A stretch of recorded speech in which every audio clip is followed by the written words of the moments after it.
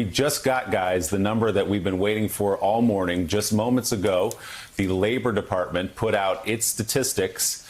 A jaw-dropping 3,283,000 jobless claims were filed last week. 3,283,000 jobless claims. That number dwarfs any other week on record. Joining us now, former Treasury official and Morning Joe economic analyst Steve Rattner. Steve, this falls somewhere within expectations here. 3.283 million. Put that into some kind of a context, if you can. Well, first, Willie, it is actually, I think, in fairness to all the economic forecasters, nobody really had any idea what was going to happen today, except that it was going to be bad.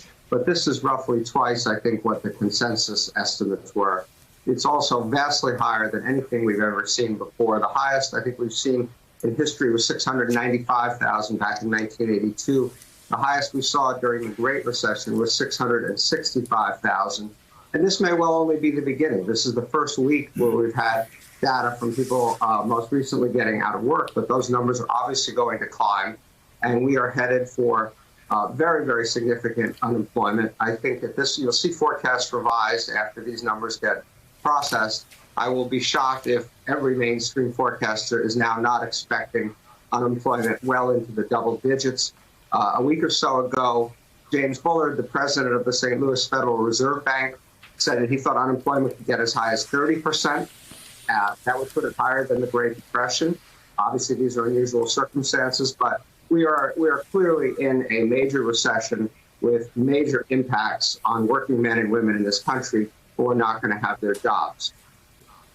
Also with us, we have former acting Secretary of Labor under President Obama, Seth Harris. Seth, thank you so much for being with us. We heard Steve Mnuchin talk about the possibility of 20% unemployment. When you add up all of the small employers who haven't wanted to let members of their workforce go, but who are going to have to be making a very tough decision over the next week or two, do you fear that those numbers may actually go up over the next few weeks?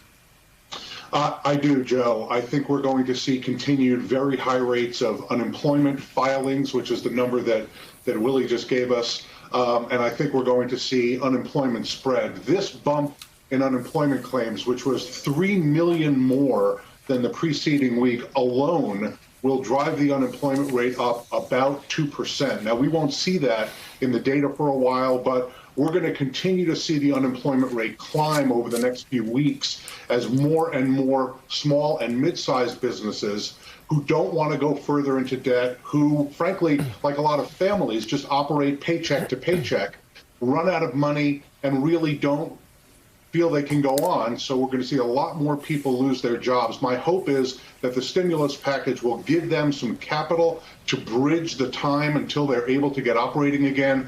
But I think we're going to see a lot more pain in a lot more American families over the coming weeks. Hey, Steve, it's Jonathan. We haven't gotten a response yet from the White House, of course, on this number. One wonders, though, if the president will point to it as another reason to forge forward with the plan to try to reopen parts of the nation's economy in just the next couple of weeks. But my question to you is this. I mean, the ink is barely dry on the stimulus package passed by the Senate. The House hasn't even voted on it yet. Is this going to be a drop in the bucket? How much more is the Congress going to need to try to shore up the economy in the light of numbers like these?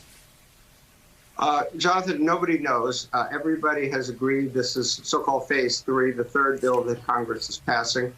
It's almost certainly not going to be the last. It is a vast bill. In addition to the $2 trillion that's in this bill, it empowers the Fed to bring another $4 trillion to bear by buying certain kinds of debt. We are in obviously very uncharted waters, and so who knows? I would make, just following up on the last guest comment, I would note, and this is, I'm not going to suggest this is a panacea or a game changer, that in addition to the checks for every American that Casey Hunt was talking about, this bill does include an extra $600 a week for unemployed, furloughed, even for gig workers, on top of normal unemployment benefits for 4 months. That is something we've never done before in terms of the magnitude of that. I'm not going to again suggest it's going to solve the problems of this economy or every American, but it's something. But yes, the president is focused on the fact that there is an inherent tension between the public health crisis, which I think most of us would view as the paramount issue, and the fact that the longer people stay home and are not working, the tougher that is going to be for the kinds of numbers we're going to get. We're almost certainly going to get a second quarter GDP number that's going to show a decline of 24%, maybe 30%. Again, numbers we've never seen before. To put that in context, it would mean that in one quarter, this economy declined as much or more than it did during the entire Great Recession. Now, people think, well, we may bounce back really quickly if we do eventually get back to work. That may or may not be true. That's another discussion. But for the moment, we're really heading into depths that we have not seen before, probably in our lifetime. Seth Harris, to then extend that conversation, when you talk to scientists and you talk to public health experts, you really get a sense that this is going to be months, possibly even several years to contain, to the point where there's a vaccine. But there's going to be second and third waves of this at the very least. That's just talking to the scientists.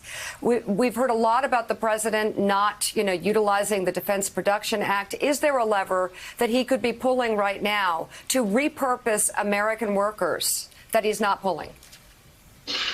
Well, I think the Defense Production Act is exactly the right place to start. We hear these horror stories about frontline workers, healthcare workers, cops, firefighters, the kind of folks that you and Joe have been talking about, who don't have the personal protective equipment that they need in order to avoid getting sick. And we're in very serious trouble as a society if the people who are caring for us get sick themselves. So the president, for some reason that I can't understand, is unwilling to step up and say to American industry, you need to be on a wartime footing. I've declared myself a wartime president.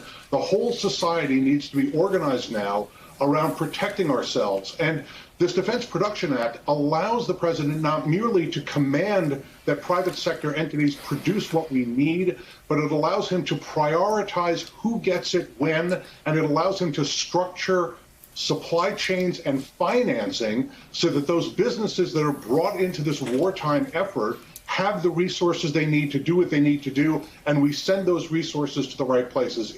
I can't figure out if it's an act of cowardice or incompetence that's causing him to avoid using the single most important tool to protect the people we need to protect the most.